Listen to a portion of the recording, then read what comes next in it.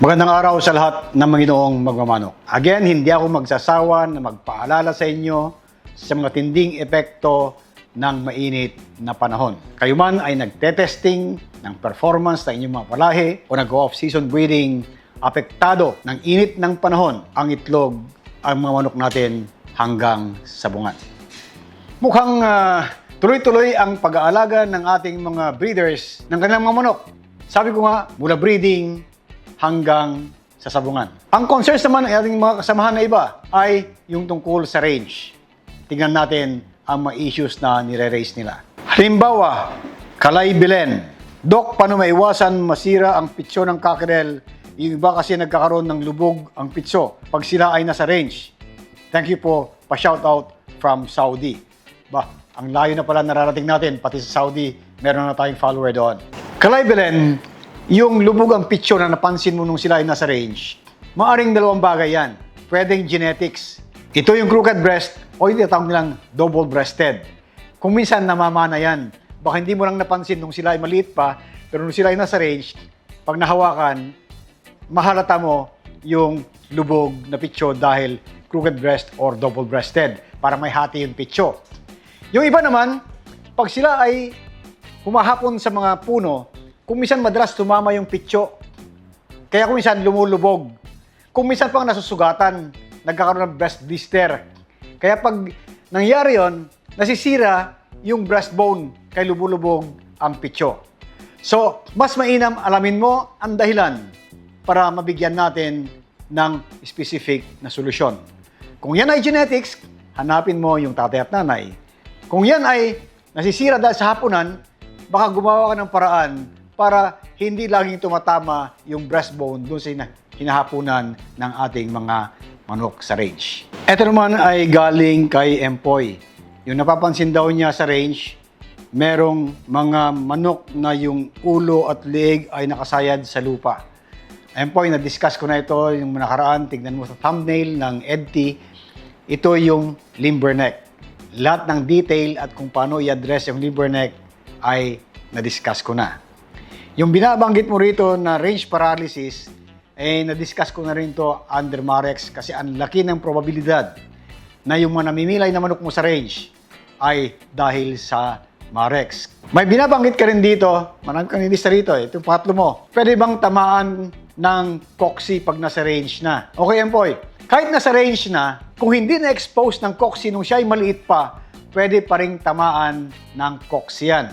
Lalo na yung mga 2 buwan hanggang 3 buwan na nasa range na hindi tinamaan nung sila ay bata pa, hindi sila nakadevelop ng natural immunity at pwedeng mangyari yung sinasabi mo na nakakakita ka ng umiipot ng dugo. So, may mga gamot para dyan. Nabanggit ko na rin to sa nakaraang mga discussion natin. Hanapin mo lang sa thumbnail para malaman mo ang detalye. May 3 katanungan dito na halos magkakahalintulad. Halimbawa kay RD97DULS. Dok, ano ba gamot sa isang winner ko na lagi nakapikit ang mata? Ito naman kay Jason Silahis, 4580. Good day, Doc Hill. Tanong ko lang kung pwede gamot sa manok ko. Wala po naman siya sipon, pero nagluluha ang mata niya at medyo maga ang mukha niya. Thank you po sa maging sagot nyo. Ito kay Jericho Loyogoy, Galo GF. Dok, magandang buhay. Bakit kaya yung mga mag-1 year kong mga tandang ngayon, nagkakaluha na parang bula ang mata pero walang sipon at magaganda pa rin ang katawan at malakas pa rin tumuka?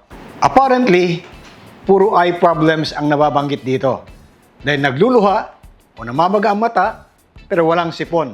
So gaya ng lagi kong sinasabi, alamin natin ang dahilan. Baka naman yan ay may eyeworm. Pag may eyeworm, syempre, yung bulati sa mata, mai-irritate, bubula ang mata at magluluha. Kung sasabayan ng infection yan, natural, mamamaga ang mata. So kung bulati ang dahilan, oxyrid ang ating panglunas dyan. Pag nagkaroon ng secondary bacterial infection, nandyan yung mga antibiotics, kagaya halimbawa ng Ampil, para mo-control mo both yung pamamaga at syempre pag nagbigay ka ng oxyrid, matatanggal na yung source of irritation.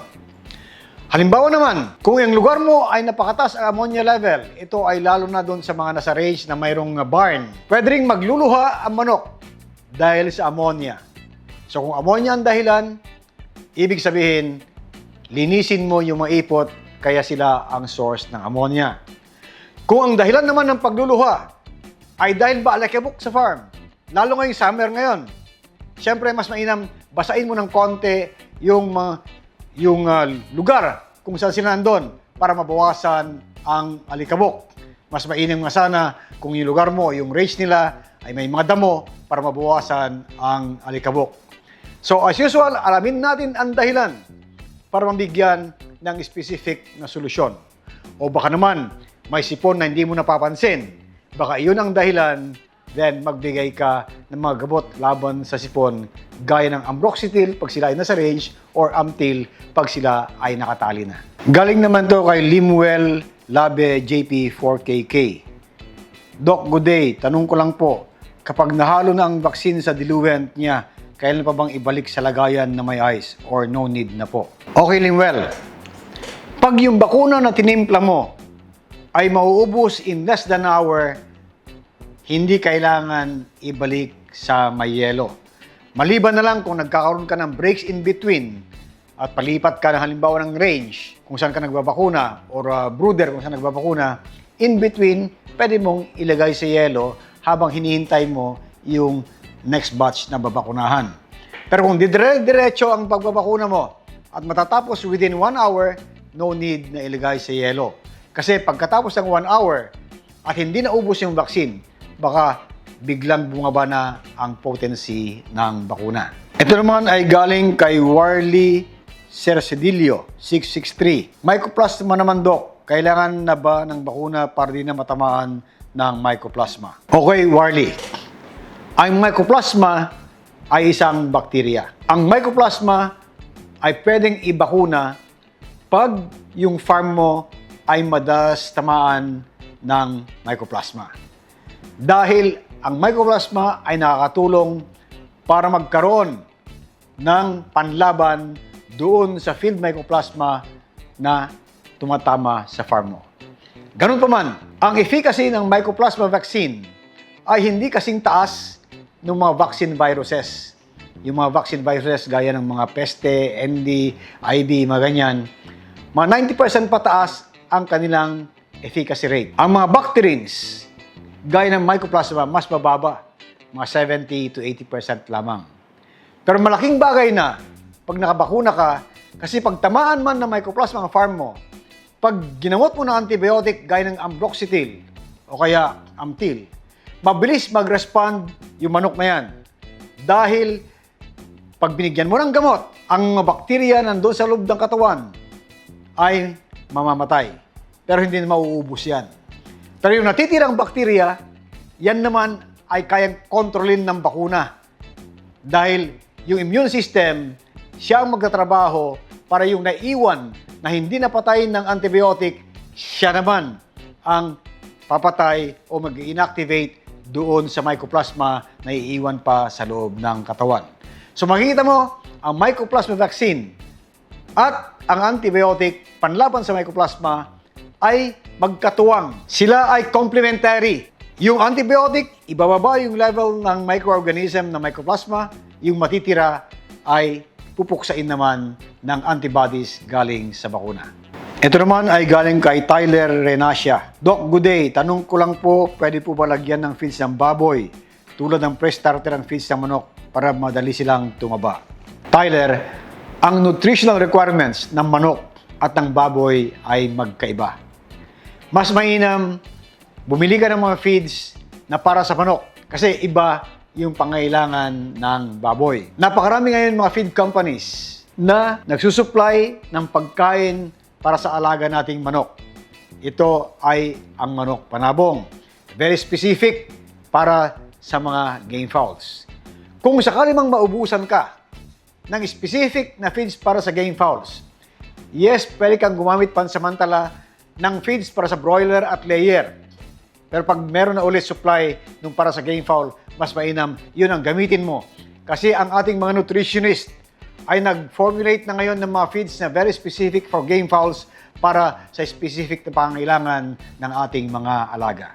Mga kaibigan, Yung iba't ibang mga issues tungkol sa kalusugan na nasa ating social media ay pag-uusapan natin sa mga susunod na episodes ng ating programa. Lagi lamang tandaan, sa performance ng ating mga manok, pambreeding man o panlaban, health is always number one.